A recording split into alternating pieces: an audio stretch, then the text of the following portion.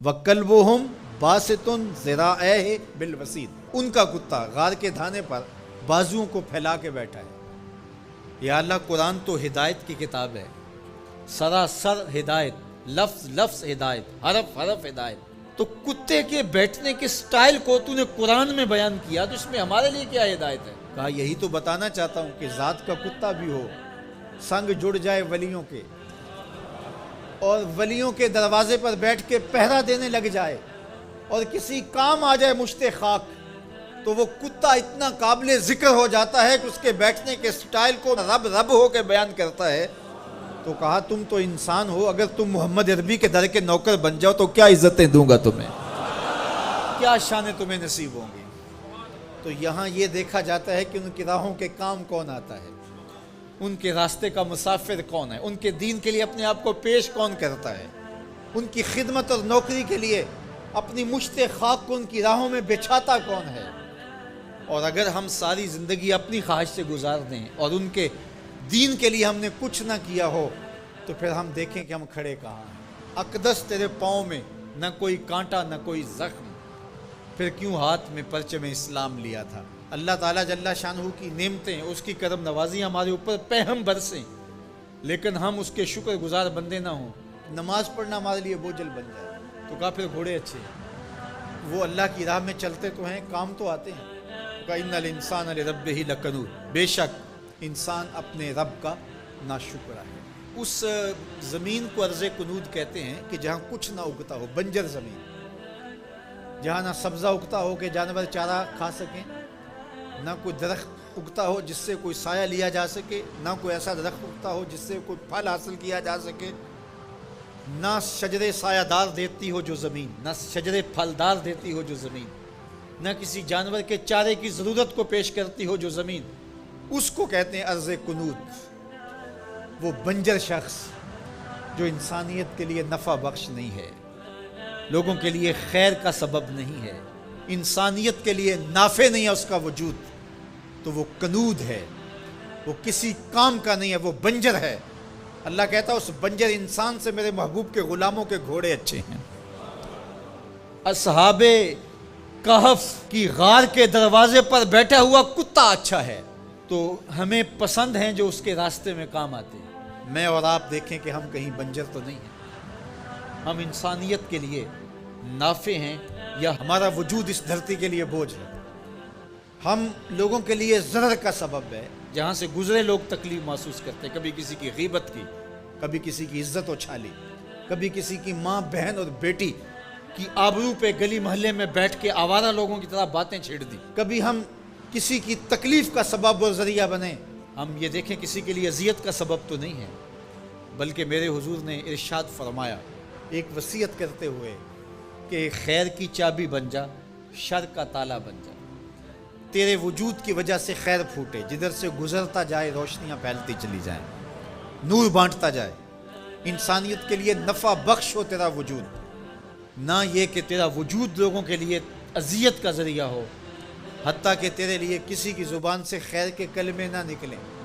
ایسے لوگ کتنے ہیں کہ جب وہ مر بھی جاتے ہیں تو ان کے لیے لفظ ڈھونڈنے پڑتے ہیں، تو بعض لوگ لفظ ڈھونڈ ڈھونڈ کے کہتے ہیں اچھا ساڑھے نال تے چنگا ہی سی، اس کا مطلب یہ اس نے لوگوں کی ناک میں دم کر رکھا تھا، اس کی شر سے صرف میں ہی بچا ہوں۔ وہ ایسا شخص ہے کہ اس کی تعریف آپ بھرے مجمع میں نہیں کر سکتے، لوگ کہیں گے تم جھوٹ بول رہے ہو۔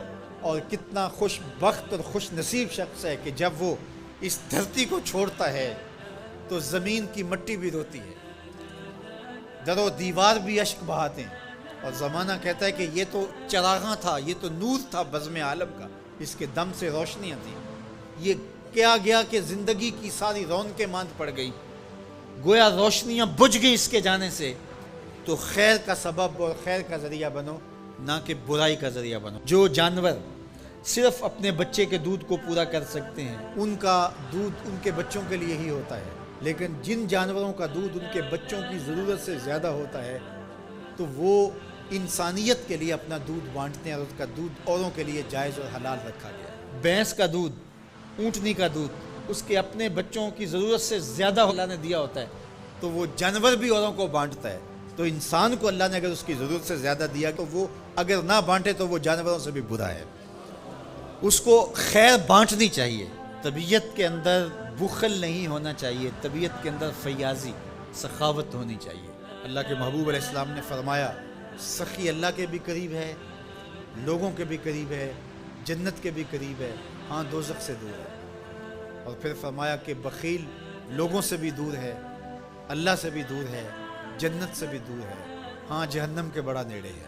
اللہ اگر عطا کرے تو اوروں کو دینا چاہیے۔ شادی شیرازی تو فرماتے ہیں کہ فقیر کی علامت یہ ہے کہ جب اس کو ایک روٹی ملے تو وہ بانٹ کر کے آدھی کسی دوسرے کو دے دیتا ہے اور آدھی خود کھاتا ہے، تاکہ اپنے اطراف کے اندر لوگوں کے دکھ اور درد بانٹے جائیں۔ تو اللہ تعالیٰ جل شانہ نے اس شخص کی مذمت کی گھوڑوں کے وصف بیان کر کے، گھوڑوں کی قسمیں کر کے، جو رب کی نعمتوں پر ناشکری کرتا ہے اور ہر وقت اس کا مطمع نظر دنیا ہے، تو کہا یہ عمومی لوگوں کا رویہ ہے کہ وہ ناشکرے ہوتے ہیں، وہ بخیل ہوتے ہیں، وہ ناقدر شناس ہوتے ہیں، تکلیف آئے تو واہ ویلا کرتے ہیں، اللہ کی طرف سے نعمتیں آئیں تو پھر سانپ بن کے بیٹھ جاتے ہیں نعمتوں کے اوپر۔ یہ جو قنوت کا مزاج رکھنے والے لوگ ہیں، اللہ نے فرمایا کہ باہر سے کوئی دلیلیں لانے کی ضرورت نہیں، وَإِنَّهُ عَلَىٰ ذَلِكَ لَشَهِيدٌ۔ یہ ذرا اپنے اندر اتر کے دیکھیں اور ضمیر سے پوچھیں کہ کیا تم قنوت ہو یا نہیں ہو؟ تو جو قنوت ہو ضمیر بول کے کہے گا تم قنوت ہو۔ ذرا اپنے اندر اتر کر کے میں اور آپ دیکھیں کہیں ہم قنوت کے زمرے میں تو نہیں آتے۔ اللہ کی عطائیں، اللہ کی نعمتیں، اللہ کی کرم نوازیاں جو شام سویرے ہمارے اوپر ہیں، تو ہم کیا ان نعمتوں کا شکرانہ ادا کرتے ہیں، یا تھوڑی سی تکلیفیں جو ہمیں پہنچتی ہیں ان تکلیفوں پر ہم شکوے کا لہجہ اختیار کیے رکھتے ہیں؟ وَإِنَّهُ لِحُبِّ الْخَيْرِ لَشَدِيدٌ، اور وہ خیر کی محبت میں بہت سخت ہے۔ یا خیر سے مراد مفسرین نے کہا المال، یعنی وہ مال کی محبت اس کے اندر کوٹ کوٹ کے بھری ہوئی ہے، ہر وقت مال کی طلب، مال کی خواہش، جتنا بھی مال اس کے پاس ہو جائے پھر بھی وہ سیراب نہیں ہوتا۔ سعدی شیرازی فرماتے ہیں کہ پیٹ بھر جاتا ہے، آنکھیں نہیں بھرتی۔ حل من مزید کے نعرے ہر وقت لگاتا رہتا ہے کہ اور آ جائے، اور آ جائے، اور آ جائے۔ دولت کا پیار اس کے اندر کوٹ کوٹ کے بھرا ہے۔ انسان بوڑھا ہوتا جاتا ہے لیکن دو چیزیں اس کی جوان رہتی ہیں، ایک مال کی محبت اور ایک جینے کی تمنا۔ بوڑھا بھی ہو جائے تو یہ دو چیزیں اس کی بوڑھی نہیں ہوتی۔ اور دوسرا فرمایا کہ ابن آدم کے پاس مال کی ایک وادی ہو، وادی کہتے ہیں پہاڑوں کے درمیان جو نیچے جگہ ہوتی ہے، وہ ساری سونے سے بھری ہوئی ہو، اگر کسی کو دے دی جائے تو وہ آرزو کرے گا کاش کہ ایک وادی جیسی اور ہو، پھر بھی اس کا پیٹ نہ بھرے، اس کی آنکھ نہ بھرے۔ اس لیے انسان مال کی محبت میں بہت سخت ہے۔ فرمایا ابن آدم کہتا ہے مالی مالی مالی، میرا مال میرا مال۔ فرمایا اس کا مال وہ ہے جو اس نے کھایا اور ضائع کر دیا، پہنا اور پرانا کر دیا، یا اس نے جو آگے بھیج دیا۔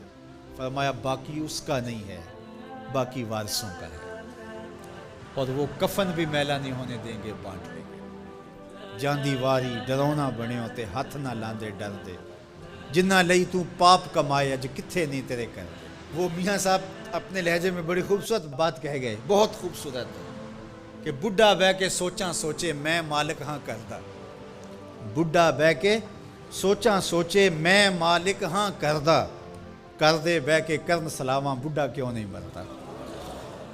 تو اپنی زندگی آگے بھیجو۔ حضور تشریف لائے گھر میں، سیدہ عائشہ رضی اللہ تعالیٰ عنہ موجود تھی، تو ایک بکری ذبح کی گئی تھی، تو فرمایا کچھ ہے کھانے کے لیے؟ کہا حضور سب بانٹ دیا ہے، ایک دستی باقی بچی ہے۔ حضور نے فرمایا جو بانٹ دیا ہے وہی باقی بچا ہے، جو بانٹ دیا ہے وہی باقی بچا ہے۔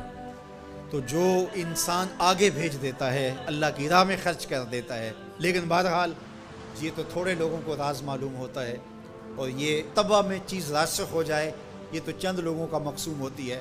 عمومی طور پہ جو رویہ ہے قرآن نے اس کو بیان کیا، وَإِنَّهُ لِحُبِّ الْخَيْرِ لَشَدِيدٌ، بے شک وہ مال کی محبت میں بہت سخت ہے۔